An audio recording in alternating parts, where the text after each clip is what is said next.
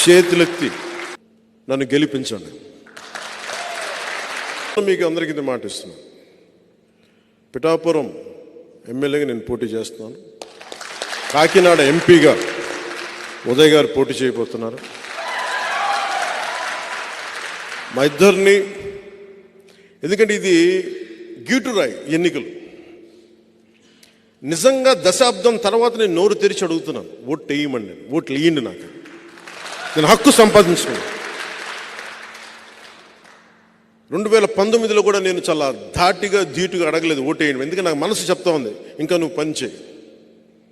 దశాబ్దం తర్వాత పోరాటాలు చేసి అందరి కోసం నిలబడి 4 దశాబ్దాలకు తెలుగుదేశం పార్టీ కూడా వెన్నంటే ఉండే నిలబడి ధైర్యం ఇచ్చి 5 కోట్ల మంది ప్రజలు కోరుకుంటున్న ఆకాంక్ష ఒక ఐక్యతతో కూడిన ఒక అలయన్స్ ఉండాలి. ఎన్డీఏ అలయన్స్లో తీసుకొచ్చిన తర్వాత చెప్తున్నాను, ఈరోజు నన్ను గెలిపించండి.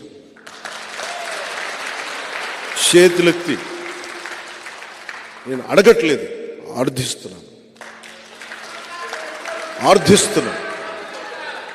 లేదు, అడగందే అమ్మైనా పెట్టదంటారు.